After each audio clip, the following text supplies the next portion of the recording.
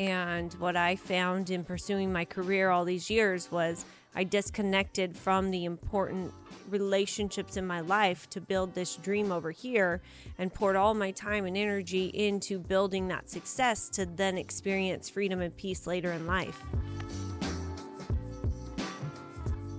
Welcome back, Life in the Abundance podcast. If you're watching on YouTube, I've been sitting in the same chair for the last 30 minutes.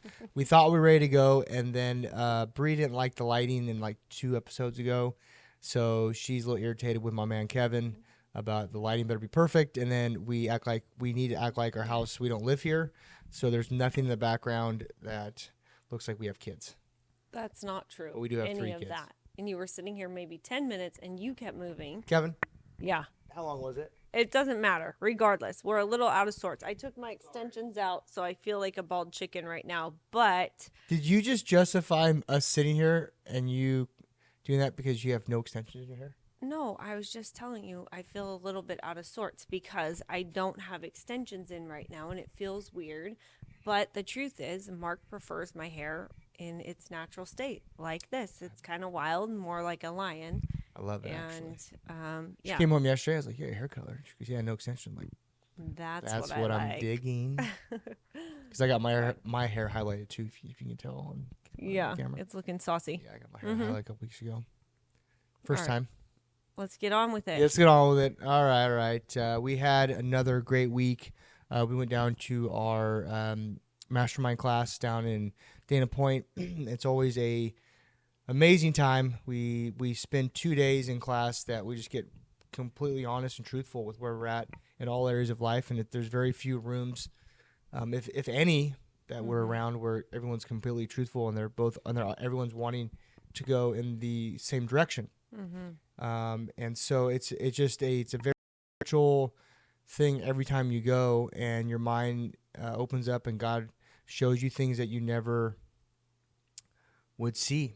And that was one thing for me. We had another baptism on Friday. Bree and I got baptized last month down there, and we had a couple other guys get baptized Friday, and it's down in Dana Point on the Strand, which is a gated community of homes that are like $10 to $50 million homes. And I'm sitting down there. There's about 10 of us down there, and I'm looking at the homes behind us, and there's just one home right on the sand, and it's double lot. I think the guy spent $100 million to build it, and it's 2-bedroom. He lives by himself, and he designed the inside to be like all the famous hotel lobbies that he likes. And our coach was telling us that he wakes up every morning at 6, gets in his Tesla, goes to work, comes home, and does all that. And I'm just sitting looking at these homes, and I said, like, what all these people had to do to get to this point where you're buying a $50 million home, a $20 million home, a $10 million home in your life, like things that you have to do, divorce in your marriage, kids, not. What did it cost? Yeah, what it cost. What it really cost. Not money, but circumstance. Yeah. And as Bree and I keep going down this coaching game, and we've built businesses in our past, and like what it's cost us. And people almost take pride sometimes in what it's cost them in their life. If it's missing their kid's soccer game, or if it's missing out on date nights, whatever it is, like people take pride in it. So yeah, but I made a lot of money. And there just came to a point to me when I was talking to my oldest daughter, I'm like, what is this really all about? And we're in the truck, and it was just me and her driving, and my daughter just made a comment like, yeah, everything's great you're doing, but like grandma's raising us pretty much. And she was like, yeah, that's pretty much it. And she put her headphones back in, and I was just driving. I was like, wow, like, what is this really all about? And like, what are we doing this for? Like, because a lot of times we're on our phones, or we're on calls, or whatever it might be, and we miss a lot of things that I feel like are very, very important, especially in our kids' life, because you only get it one time. And so I told Bree, I said, hey, what if we just sell everything? Because God's already told us to give away pretty much everything. Give away our business, our salon, clientele, and so we did. And now we have a home. We have a beautiful home We bought a very good time, and we live kind of like in a unicorn area, and sell it and just move to like place in Italy or Spain that you can walk everywhere and just kind of live a different life, live like a healthier life as far as with food, exercise, social media, all those things, and just kind of get away from the environment that we've always known. Not that it's bad or good, but it's just something we've always known and we're comfortable in. Mm-hmm. And it kind of brought up a lot of conversations over the last couple of days that Bree and I have had. And so what are some things that have been popping up for you?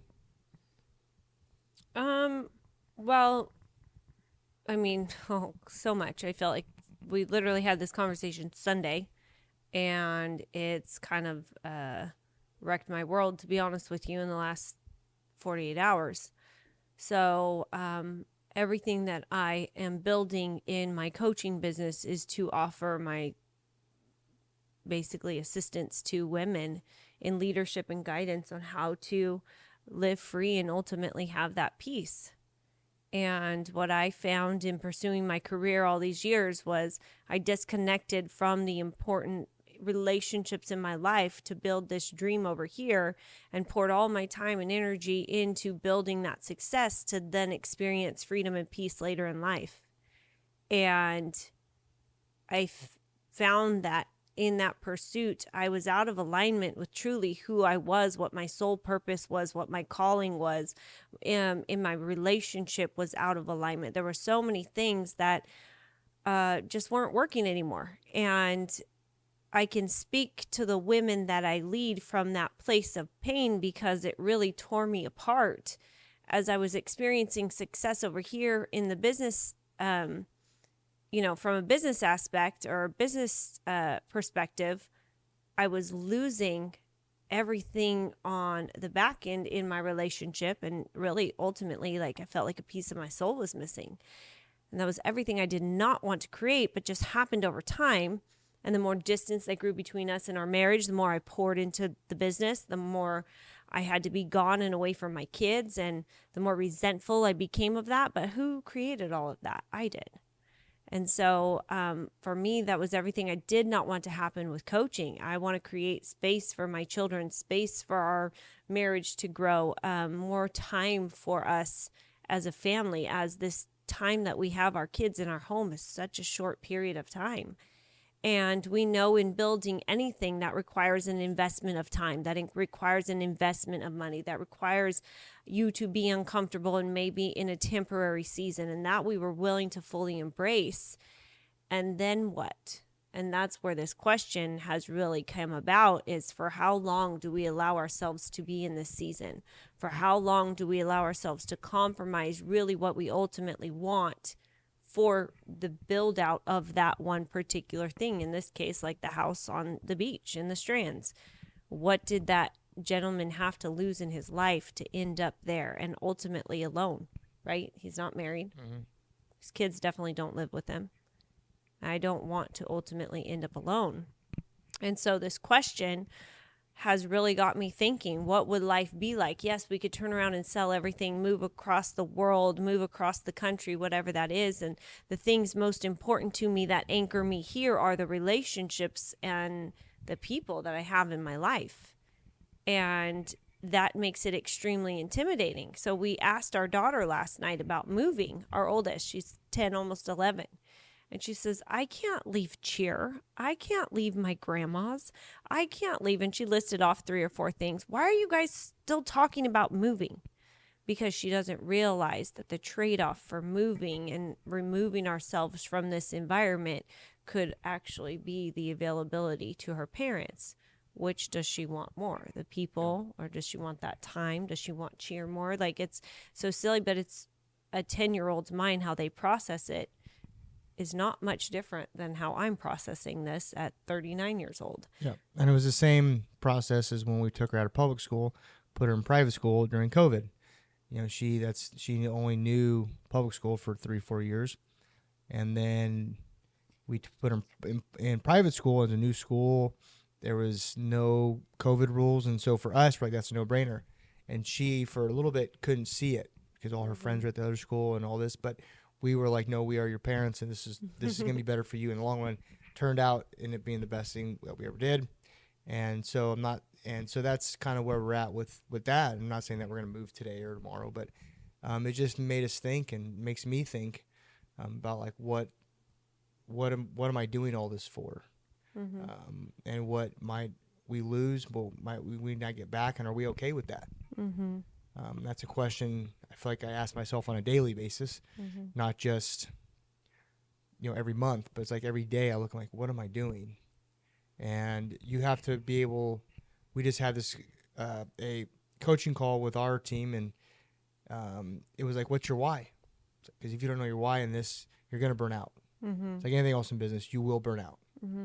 And because this is a business, but this is a business of souls, and if you don't know your why, then you're gonna burn out, and you're gonna be like, I don't really want to do this anymore, because it does take time. It does take it's a ton of discomfort. It's a ton of being uncomfortable and doing things that they were saying if you do what your calling is, half the people are gonna call you a dick if you're a guy.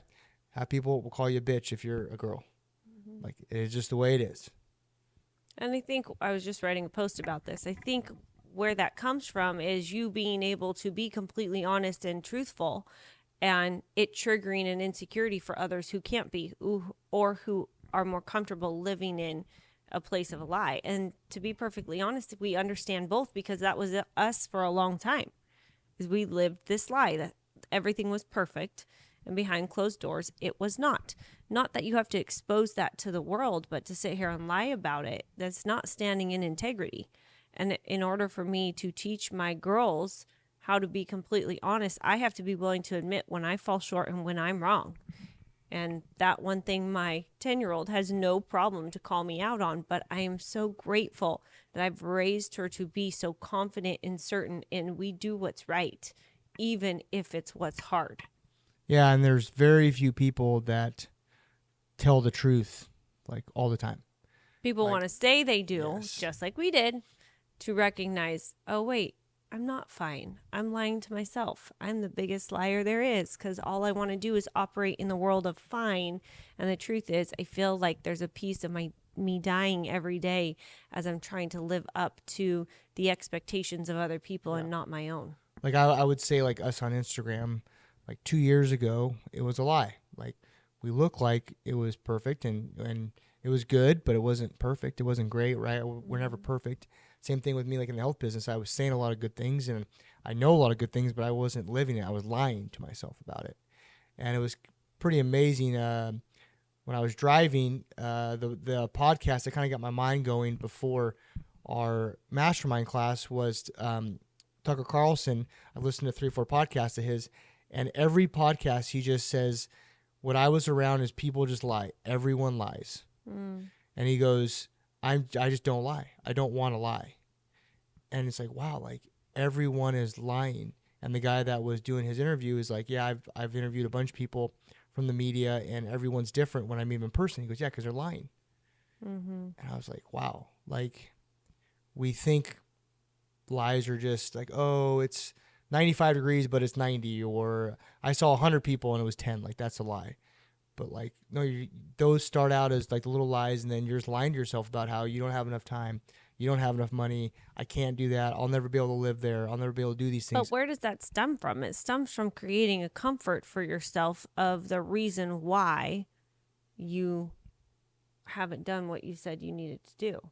It's you pacifying that comfort, living in this lie. And we all do it. We've all done it, and we're still guilty of it at times. But I don't want to live like that. I don't want to show my daughters that that is okay. I want to have hard conversations. I want to be held accountable. And just last night, my daughter and I got into it. One little girl, my 5-year-old, hurt my 10-year-old, and my 10-year-old came over to show me what she did, and she literally ripped my hair out. Mind you, I just had my extensions taken out, and so my head is so sensitive right now. And she ripped my hair, and I said, what on earth are you thinking? Why would you ever think that's okay? And maybe I overreacted just a bit. I did yell at her. I said, what planet are you on right now that you think you can rip your mom's hair out at 10 years old and think that's okay? So I sent her to bed. It was almost 8 o'clock. And she was so cranky and so tired. And when I went in there to talk to her about it, she was asleep. So this morning I went in to lay with her and I said, hey, can we talk about last night? And she said, no. And I said, why do you not want to talk about last night? Do you know that you were wrong? And she said, maybe. And of course, the truth is she did know she was wrong and she was embarrassed and didn't want to talk about it. And that's okay. It's okay to say you're embarrassed to not want to talk about it. The truth is you don't want to because you knew you were wrong. And to walk her through that this morning was heartbreaking because I know she felt terrible about it. Mm-hmm. But still the hard conversations we have and we recognize to work through them. What could we have done differently? Do you understand why mommy got so upset with you? Do you understand why I'm in here right now? Because I want to make it right. Let's talk about it. Instead, we avoid it. We push it under the rug. And years down the road, we wonder why there's resentment or anger or guilt or whatever towards one another because we didn't talk about the things when we needed to talk about them. Yes, it was just a simple disagreement and her pulling my hair and whatever. Nobody got hurt really, but it was just not appropriate or necessary. But we still need to address it and talk about it. So otherwise we just deflect and pretend it doesn't exist. And years down the road, we're wondering why we don't have control or why we can't figure it out. It's because we didn't stop in the moment and do what was required. Mm-hmm. It's exactly where we're living right now is, do we stop this spiral? Because it's constantly going to be building something, building the next thing. And then you get it established and then you want more. It's like, when do we stop? And the truth is, in this game that we're in, there's no stopping point. And you have to be fully committed to that. But you also have to recognize that there's a place where we need to create balance and some boundaries in ways that we never had before. And I would say for Mark and I in our relationship right now, we are more grounded and connected than we've ever been. But we are also less present in our daughter's lives than we've wanted to be. And why? There's like a trade-off, right? Yeah. What is consuming or taking over more time for us to not be available to them? And we both know it's the building of something different and new. And the fact that we're doing it together is different when one is building and pursuing with the support of the family, right? When it's both of us together doing that, that means somebody steps in to be parent. And that's exactly what has happened for our girls. So grandmas are more present now in their life than they've ever been. And the girls are getting busier with all the things that they do, like 3 gymnastic classes a day. Now 3 gymnastic classes a day, twice a week. Mm-hmm. So it just continues to build. Yeah, and I mean, we've been on a hunt for truth, Bree and I have, for ourselves and together for probably about 6 months. And it has been so painful. It's been challenging. It's everything you can think of that's hard. But the freedom and peace we're experiencing right now, I know that it makes us a better couple. It makes us a better husband, makes us a better dad, mom. But that is a pursuit that we are like hunting down and wanting. And no one asked us if we wanted to do this. Like we were like, no, we're going to do it. Mm-hmm. We want this. We want to have a marriage and have a life that is what we want, is freedom and peace. But what's crazy is we lived 18 years without it. Yeah. So we know what the contrast is of feeling connected at this level to feeling so disconnected at another level. I would say that we're the least present as parents, but when we're there, we're the most present we've ever been. I know for me that. You mean like physical time? Physical time, together, yes. I've been able to see my girls like I've never seen them before. I hang out with them. I have more quality time with them. Now, is the time as much? No. But the time I do have, it's way better than it was. Because before, I'd have more time, but I wasn't really present. They were on their iPads, or I was just kind of doing my own. It was just like I wasn't present. We weren't laughing and having a good time. And now I'll take all 3 of them to lunch. We'll I'll take my oldest. We just kind of run errands and all these things, and she has a list of things she wants to do with me for the summer, and we're gonna knock those out. But it's just being present, and it's taken, man, like Bree said, 18 years for me to get there, and for us as a couple to get there. And our marriage therapist, Steven, I said, this is so painful. He said, yeah, my mentor said 80% of people go through life not knowing, like, there's a problem. They just go through life, and it is what it is. He said they live and then they die. They live and then they die. And then he goes, then the people that do invest in themselves usually are miserable for a little bit of time. And it's kind of a weird deal because when you invest in yourself, you are kind of miserable, but then you see the light and you're like, dude, this is the greatest thing I've ever done in my life. And that's where Bree and I are at, is that we've invested in ourselves for now a couple years, and we're seeing the fruit, and we're just chipping away. And each day, each week, each month, things are being shown to us. We're like, okay, we're on the right track. We're going in the right direction. Yeah. Just stay with it. Yeah, no, I think that's so true. And our daughters see that, and they know that, and they feel it. They feel that there's a difference there. And so when we used to travel before, it was like work up until the day we leave. And then as soon as we get back, turn around, go to work again. There was really no like enjoyment in the preparation and coming home. And then while you're there, it's a whirlwind.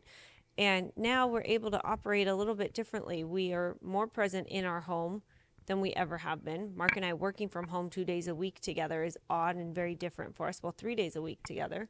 And our daughters being able to be here with us while we do that. And then it's like, okay, computers closed, phones away, everybody in the pool. And then they know it's like, okay, mom and dad are off and they're available. And that I love too, because before when I doing things for the salon and that, there was one night I was saying, like just even a month ago, I was on my phone from 8 o'clock in the morning till 6:30 at night, and I hated myself. I couldn't imagine how my kids felt towards me. Like, she's on her phone again. I didn't want that for our life. I didn't want that for our day. And so creating some distance and space from things in my life that was no longer serving me best was the decision I had to make. And it was a short-term sacrifice for a long-term benefit and reward. And that's the season that we're in right now of building the dang thing. It's a short-term sacrifice, but long-term reward in a sense of I have to put an ending to this time frame of how long I'm going to invest in this grind.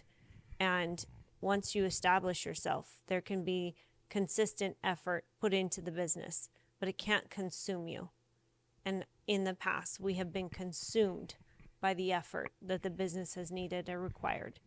And I have to create a healthy boundary there. So for me, there is an end in sight for that. I do have a timeline and boundary, like this is, once I get to here, then I can feel relief. And until then, I'm in that short-term sacrifice. But yeah, and our kids, as crazy as this is, they're just as happy with popsicles on the edge of the pool as they are driving to the desert and having a 4-day vacation with us. And their little giggles and that time is what we live for. Yeah. And even though it may not seem like it's as often as what we're used to, the quality, like Mark said, that we are putting into these girls and teaching them and leading them is so much more substantial than ever before. Yeah, I think that's my biggest takeaway from all this is just like the things that are right in front of you, like all the simple things that when you get caught up in things that are good, but that at the end of the day don't really matter. And God's been stripping that away from Bree and I. It feels like day by day, week by week, just been stripping things that we thought were important and we held value in it.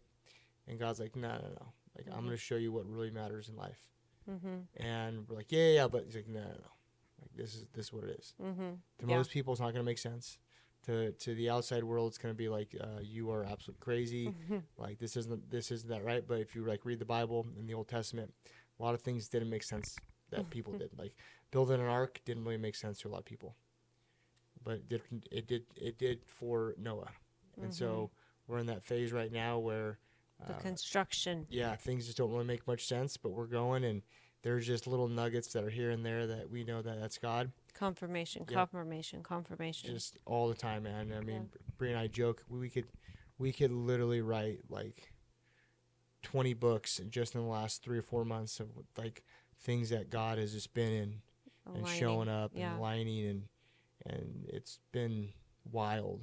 Yeah. Like, just for example, we had one Friday, our coach and Bree were talking, and he said, "You're feeling empathy right now." I said, I'm in a really weird place. We just went through this transition with the salon of splitting my duties with Lily, one of my stylists who stepped in as a business partner. And I'm in a really unfamiliar place. And I said, it was, brought to my attention from a co-trainer. And he said, it's like walking through a mall and you're looking around and there is no one there. You're looking around for all the people. It gives you this like weird, eerie feeling, like being in the middle of the ocean and wondering what's beneath you. When's the shark going to come up and bite you, right? And that's what it feels like right now. I have this sense of peace that I'm just walking through this mall, like just leisurely shopping, and I can have anything there that I want. I don't have to wait in a line. The size that I need is right there on top, whatever. It's a weird feeling. And I'm not looking at the clothes. I'm not looking at all the items in the store. I'm looking for people. And it's interesting because as I have coached from a place of digging into my deepest pain of what I felt as a, businesswoman to a wife, to a mother, the pain that existed there while trying to build the things are how I lead women from that same pain. That's what they're dealing with. That's what they are learning to overcome. And so I'm able to guide and direct people from a place of empathy that I never have known before. And as I told my coach, I said, it's a very eerie feeling. And he said, that's exactly where you should be. Just hang tight right here. And we kind of laughed because I said, okay, hang tight for how long? Like I gave myself till Monday to just be chill. And he says, well, how long do you think you need? I said, I didn't really feel like I needed that. I didn't know what else to do. So that was what I resorted to was Monday. My thought was I took 12 days maternity leave with my second daughter. I took 4 with my third daughter. I figured I'd meet in the middle and maybe do like 7 days of leave, whatever that is. And really, it's been a great week. I've told Mark I'm more tan right now than I ever have been because I'm just laying out by the pool with my babies, and I love it. But it really is true. When you lead from a place of empathy, people just come to you. And see, in the hair world, when I built the business in 2019, 2020, I would consider myself a hunter. I would go and direct target market like a sniper. That client I want in my chair, I'm going to get in front of her and I'm going to close her. And that's how I was able to build 90 clients in 11 months, was hunting and killing, hunting and killing. In this place I'm in right now, women are reaching out, people I don't even know, because they can relate to the amount of truth that I'm willing to share through my messaging that most people can't say out loud but feel every single day. And it's raw and it's real, and it feels at some times debilitating. That amount of pain that you're in, it's like, why am I doing this? Why am I choosing to get up every day and grind and half the time for other people? I know that pain. I can relate to that pain because that was a pain I lived in for many years. And now to say, okay, I have freedom from that. And what I'm doing right now are on my terms. I'm deciding this for me and my family. There's so much power in that. And God's just lining this up one thing after another. So that came from one coach as he was talking about leading from a place of empathy. And I had a coaching call that same day with another coach. I have 2 coaches right now. And she says, Bree, this place of like empathy for you is beautiful. People will come to you. You don't have to find them. And I thought, well, that's confirmed right then and there 2 times. Mm-hmm. And it just was, how God is showing up and confirming, just be where you are. Be where your feet are. It's okay. You don't have to have this grand plan. Sometimes the plan is just simply exist today. Mm-hmm. I'm liking that. Yeah. And I'm liking your hair, that extension. So yeah, so crazy. Just be present, and it's really, really hard to do. Mm-hmm. And I'm realizing that's why more things are coming up like this for me, like more questions about like, what is this all about? should we, do we need to spend, like, how do we spend more quality time with our kids? How do we invest more in what's truly, truly important? What is important? Like, and why is it? Why? Keep asking yourself Asking why. questions. I feel like you're in the season of asking questions. Yeah. And some of the questions Mark asked me, I'm like, where did that come from? Yeah, and I've always thought about these things, but I never had the certainty in like asking them. It's really weird, but now that I know that since my plant medicine journey has just been like, there's been a peace about me and been a clarity, which is like, yeah, that makes a lot of sense. And I'll just be like, yeah, maybe let's try this road, let's try that road. Whereas before I was very much like point A to point B, and I don't want to mess it up. But here I'm like, yeah, this is what might have to happen. It works. Yeah. And so, just ask more questions and pour into people that are right in front of you. Yeah. And if you are on YouTube or any podcast platform, give us a like and a download. We greatly appreciate it. And until next time, tune in to YouTube to see where we'll be at next on our property and how long it'll take us to set it up. So until next time, thank you for tuning in. God is good. All the time.